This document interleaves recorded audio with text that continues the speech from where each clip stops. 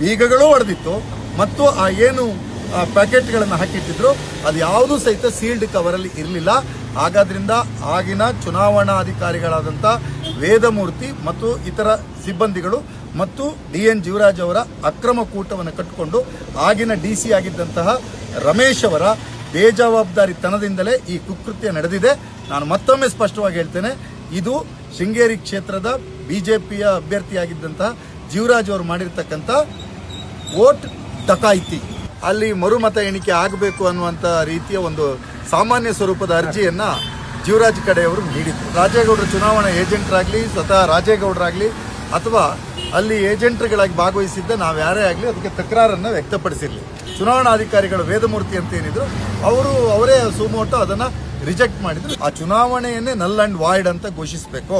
ಚುನಾವಣೆಯನ್ನು set aside ಮಾಡಿ ರಾಜೇಗೌಡರ ಗೆಲುವನ್ನು ಅನೂರ್ಜಿತಗೊಳಿಸಿ ಆ ಅರ್ಜಿಯನ್ನು ಸಲ್ಲಿಸಿರ್ತಕ್ಕಂಥ ಸಂದರ್ಭದಲ್ಲಿ ನಾವುಗಳು ತಕರಾರನ್ನು ಸಲ್ಲಿಸಿ ಎಲ್ಲ ನ್ಯಾಯಬದ್ಧವಾಗಿ ಅಲ್ಲಿ ಚುನಾವಣೆ ನಡೆದಿದೆ ಅಂತ ಎಲ್ಲ ಅಂಚೆ ಮತಗಳಲ್ಲಿ ಎಣಿಕೆ ಆಗಬೇಕು ಅಂತ ಏನು ಆದೇಶವನ್ನು ಮಾಡಿತ್ತು, ಆ ಆದೇಶದ ವಿರುದ್ಧ ರಾಜೇಗೌಡರು ಯಾವುದೇ ಮೇಲ್ಮನವಿಯನ್ನು ಸಲ್ಲಿಸಲಿಲ್ಲ. DN ಜೀವರಾಜ್ ಅವರು ಮತ್ತು ಕೆಲವು ಸಿಬ್ಬಂದಿಗಳು ಮತ್ತು ಜೀವರಾಜ್ ಅವರ ಸಹಚರರ ಅಕ್ರಮ ಕೂಟಗಳನ್ನು ರಚನೆ ಮಾಡಿಕೊಂಡು 250, ಯಾಕಂದ್ರೆ ಜೀವರಾಜ್ ಸೋತಿರೋದು 201 ಓಟು, 257 ಓಟುಗಳನ್ನು ಅಲ್ಲಿ ರಿಜೆಕ್ಟ್ ಮಾಡ್ತಕ್ಕಂಥ ಕೆಲಸವನ್ನು ಅವ್ರು ಮಾಡಿದ್ದಾರೆ. 8 ಮತಗಳನ್ನು ಎಣಿಕೆಗೆ ಸ್ವೀಕಾರ ಮಾಡ್ತಾರೆ. ಆ 8 ಮತಗಳಲ್ಲಿ ಇದು ಭಾರಿ ಮುಖ್ಯವಾದ ಸಂಗತಿ, ರಾಜೇಗೌಡರಿಗೆ 3 ಮತಗಳು ಬರ್ತವೆ, 2 ಮತಗಳು ಜೀವರಾಜ್ ಅವರಿಗೆ ಬರ್ತದೆ.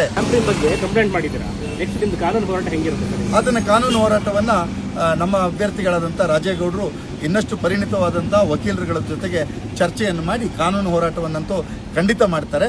ನಿನ್ನೆಯ ಮಟ್ಟಿಗೆ ಈಗಲೂ ಸಹ ಏನು ಜೀವರಾಜ್ ಅವ್ರನ್ನ ಗೆಲುವಿನ ಅಭ್ಯರ್ಥಿ ಅಂತ ಹೇಳಿ ರಿಟರ್ನಿಂಗ್ ಆಫೀಸರ್ ಘೋಷಣೆ ಮಾಡಿಲ್ಲ. ಈ ಕ್ಷಣದವರೆಗೆ ಮಾಡಿಲ್ಲ.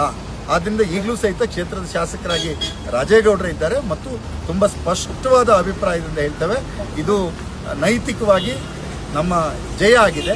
ಇದು ವೋಟ್ ಡಕಾಯಿತಿಯ ಮೂಲಕ ಜೀವರಾಜ್ ಅವರು ಮತಗಳನ್ನು ಪಲ್ಲಟ ಮಾಡತಕ್ಕಂಥ ಅವರ ಸಂಚೇನಿದೆ, ಅದಕ್ಕೆ ಉನ್ನತ ಮಟ್ಟದ ತನಿಖೆ ಆಗಬೇಕು ಅಂತ ಆಗ್ರಹಿಸ್ತೇವೆ. ಅದಕ್ಕೆ ಕಾನೂನು ಹೋರಾಟವನ್ನು ಮುಂದುವರಿಸ್ತೇವೆ. ಆ ಕಾನೂನು ಹೋರಾಟದ ಇನಿಷಿಯೇಷನ್ ಮಾಡುವ ಉದ್ದೇಶದಿಂದ ಎಲ್ಲ ಲೋಪಗಳನ್ನು ಏನೇನು ಮಾಡಿದ್ದಾರೆ, ಯಾವ್ಯಾವ ರೀತಿ ಅಕ್ರಮಗಳು ನಡೆದಿದೆ ಅನ್ನುವಂಥ ಸಂಗತಿಗಳನ್ನು ಹೇಳಿ ನಿನ್ನೆ ಚಿಕ್ಕಮಗಳೂರು ಪೊಲೀಸ್ ಠಾಣೆಯಲ್ಲಿ ರಾಜೇಗೌಡರ ಮತಪತ್ರದ ಚುನಾವಣೆಯ ಏಜೆಂಟ್ನಾಗಿ ನಾನೇ ಸಹಿತ ಒಂದು ದೂರನ್ನು ಕೊಟ್ಟು ಒಂದು ಪ್ರೊಸೀಡಿಂಗ್ಸ್ ಅನ್ನು ಇನಿಷಿಯೇಟ್ ಮಾಡ್ತಕ್ಕಂಥ ಪ್ರಯತ್ನವನ್ನು ಮಾಡಿದ್ದೇವೆ. ಅದಕ್ಕೆ ಯಾವ್ಯಾವ ರೀತಿಯ ಕಾನೂನಾತ್ಮಕ ಡೈಮೆನ್ಷನ್ಗಳು ಸಿಗ್ತದೆ ಅನ್ನೋದು ಮುಂದಿನ ದಿನಗಳಲ್ಲಿ ಎಲ್ಲರಿಗೂ ಗೊತ್ತಾಗಿದೆ.